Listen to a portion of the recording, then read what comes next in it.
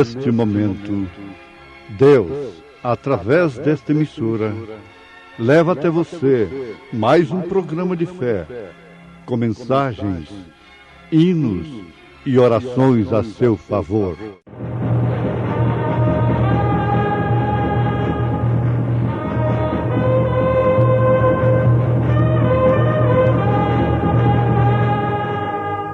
Fé para vencer.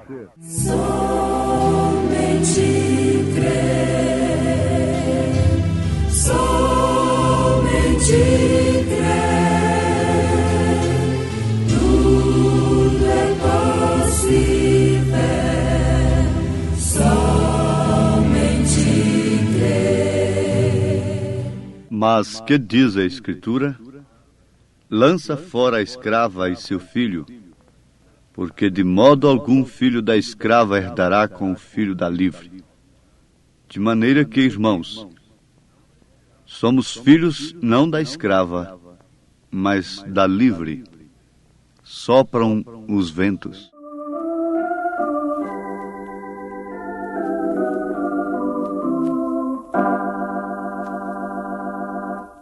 Sopram ventos sobre o meu viver. Deus, porém, é de tudo sabedor. Meu pensar, também meu proceder. Posso descansar em meu.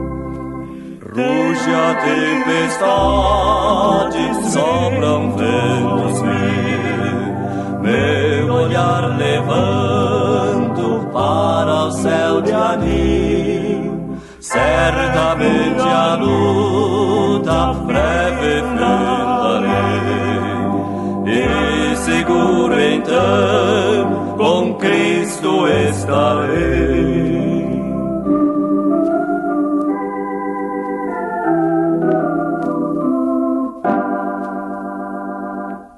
No pecado, muito perdido andei, mas um dia a voz da cruz ouvi.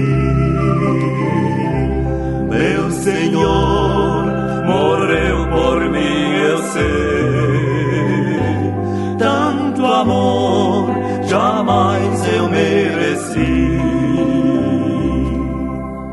Ruge a tempestade, sopram ventos meu olhar levanto para o céu de anim. Certamente a luta breve findarei, e seguro então com Cristo estarei.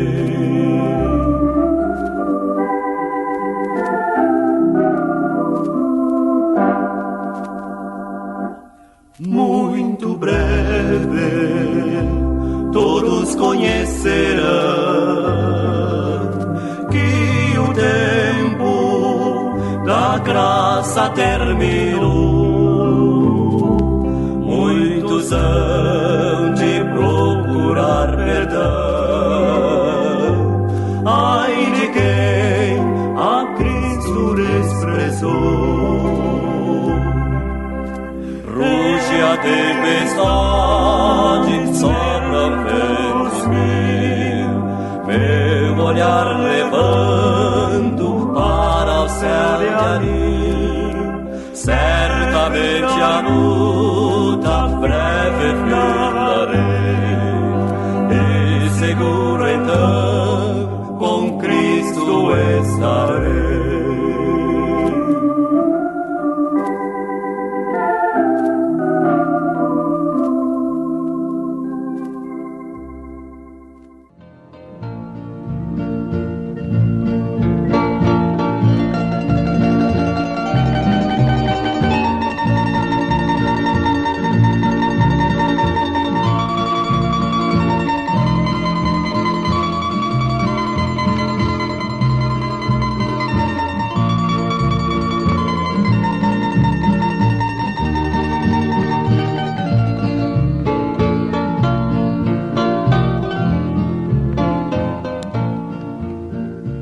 Ouvintes, vamos lembrar daquilo que temos ouvido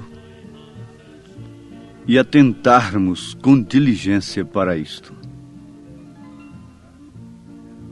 Lembrarmos nesta programação daquelas 3 mulheres: Agar, Sara e Maria. Conforme já aprendemos, Agar foi uma serva egípcia muito formosa que Sara deu de uma maneira lícita e correta para o seu marido Abraão gerar um filho após si. Lembrarmos em tempo que o plano era correto. Até então, a poligamia era aceita. Era legal. Mas, embora sendo correto, não era o plano de Deus. O plano perfeito de Deus.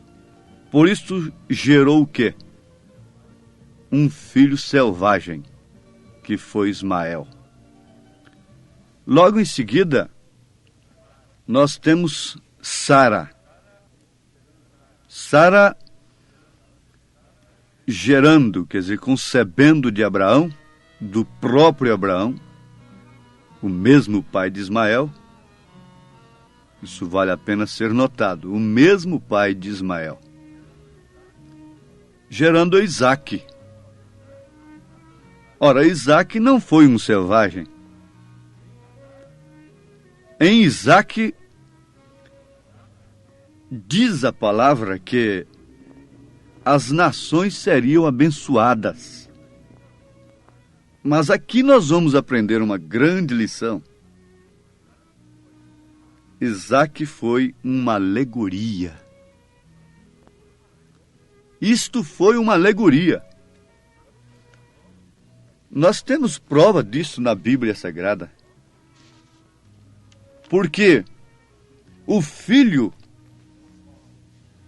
no qual as nações seriam abençoadas é Jesus. É Jesus Cristo. Vejamos o que São Paulo fala aos Gálatas, capítulo 4, a partir do verso 21. Dizei-me o que quereis, estar debaixo da lei? Não ouvi vós a lei? Porque está escrito que Abraão teve 2 filhos, um da escrava e outro da livre. Todavia o que era da escrava nasceu segundo a carne, mas o que era da livre, por promessa. Ora, os meus ouvintes sabem perfeitamente que tanto Ismael como Isaque vieram pela via sexual. Ambas as mulheres, tanto Agar como Sara, tiveram prazer com Abraão. E destes prazeres surgiram 2 filhos, Ismael e Isaque, mas nós continuamos afirmando como uma alegoria. Ismael por um plano de Sara, Isaque como um plano de Deus, por promessa. O que se entende, disse São Paulo, aos Gálatas 4, 24, o que se entende por alegoria, porque estes são os 2 concertos.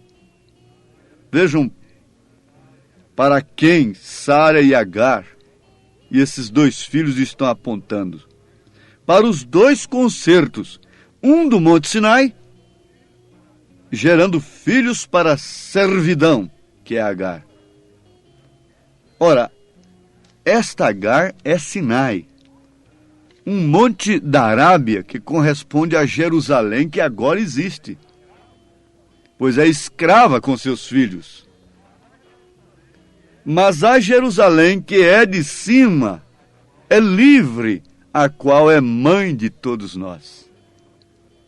Oh, isso é tão perfeito. Isso é tão maravilhoso. Isso é mais do que bonito. Isto é um prato que alimenta os filhos de Deus. Isso é iguaria. Isso é manjar que vem de Deus para nós. Mas a Jerusalém que é de cima é livre. Então Agar representando um concerto, Sara simbolizando como alegoria, Isaac representando o outro. Mas a Jerusalém que é de cima é livre, a qual é mãe de todos nós. Aos Gálatas, capítulo 4, versículo 26. Desde que essa semente pela qual as nações seriam abençoadas e que foi tipificada por Isaac, tipificada, simbolizada, veio através de Isaac como uma alegoria. Essa semente é Jesus Cristo. Então vale a pena nós pensarmos aqui numa coisa tremenda e importante. Quem é nossa mãe? Não é Maria. Paulo está dizendo aos Gálatas, capítulo 4, versículo 26. Mas a Jerusalém que é de cima é livre, a qual é mãe de todos nós. Vale a pena os nossos ouvintes terem anotado isto em suas mentes, que Maria não é a rainha do céu, como supostamente é apresentada ao mundo. A rainha do céu é a esposa do Cordeiro. Maria nunca é chamada na Bíblia de a esposa do Cordeiro. A esposa é a igreja. Oh, isto é tremendo. Você chama esta cidade de cidade mãe. Mãe de seus filhos. Mãe daqueles aos quais ela dá o alimento. Esta Jerusalém que é de cima é livre, a qual é mãe de todos nós. Mas esse esclarecimento nos traz uma luz que nos leva a saltar muralhas, muralhas tradicionais, de séculos, fronteiras, atravessarmos abismos. Esse abismo que está entre a verdade e a mentira, entre a certeza e o engano, há um abismo. Só há uma ponte que pode nos ligar de um lado ao outro, como única direção à verdade. É Jesus Cristo, é a sua palavra, que nos faz transpor este abismo e sairmos do engano religioso e vermos estas coisas nas Escrituras. Então nós temos de nos alegrar. Paulo disse aos Gálatas 4:27, porque está escrito: alegra-te, estéril, que não dás à luz, esforça-te e clama, tu que não estás de parto, porque os filhos da solitária são mais do que os da que tem marido. São mais, é claro. É a maioria que o eleito não vai por ela. Paulo continua dizendo: mas nós, irmãos, somos filhos da promessa como Isaac. Não com Isaac, mas como Isaac. Mas como então aquele que era gerado segundo a carne perseguia o que era segundo o Espírito, assim também é agora. Caim perseguiu Abel. Por quê? Por que causa? Caim deveria perseguir a Deus, porque quem rejeitou o culto de Caim não foi Abel, foi Deus. Caim deveria se atirar contra Deus. Paulo deveria se atirar contra Cristo diretamente, contra Deus diretamente, o então Saulo de Tarso. Mas quando ele estava perseguindo a igreja, a esta semente, filha da promessa, ele estava perseguindo a Cristo. Satanás, não podendo destruir a Deus, se lança contra os seus filhos aqui na terra. E veja sempre como essa escrava perseguiu os filhos da livre. Veja sempre como ela derramou sangue. Veja sempre como ela tentou tampar a boca daqueles que mostram o seu pecado, que mostram o que ela é, que tiram a sua máscara, que abrem a cortina, que rasgam o véu. Através do poder da morte de Jesus Cristo, o véu tem que ser rasgado. O Apocalipse tem sido revelado pelo 7º anjo, do seu capítulo 10, versículo 7. E Apocalipse quer dizer tirando o véu, rasgando o véu. É a era da águia, e águia quer dizer rasgador com bico. E a águia veio rasgar este véu, para nos mostrar o que está além desse véu. Não credos, não dogmas mesclados, mas sim as tábuas da lei de Deus, sim o maná que não desvanece, uma vara seca reverdecendo-se, dando frutos do Espírito Santo, a glória da Shekinah, a luz ininterrupta de dia e de noite. Essa águia rasgou este véu, revelando o sacrifício de Cristo, porque o Cordeiro venceu e abriu o livro tem sido aberto, os segredos dos 7 selos têm sido revelados a quem? Então, a estas alturas a palavra está falando da semente a qual Maria foi simplesmente uma portadora.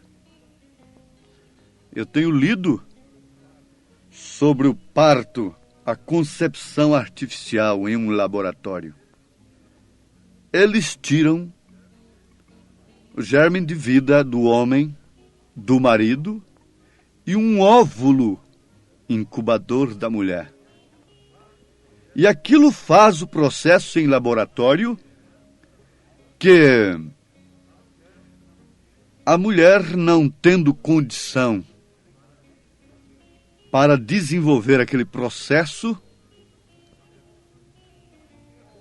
então recebe aquele óvulo depois de fecundado em laboratório. Mas aquilo retorna para o seu ventre, para gerar o filho. E dali então agora vem um filho. E ela vai dar à luz aquele filho que foi gerado num laboratório. Preste bem atenção. Foi gerado num laboratório. O óvulo foi fecundado em um laboratório. Suas trompas não tiveram capacidade para fazer aquilo, então o laboratório está fazendo aquilo.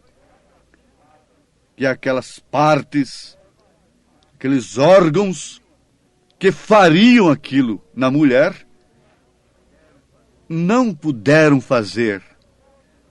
Mas o óvulo volta para a mulher.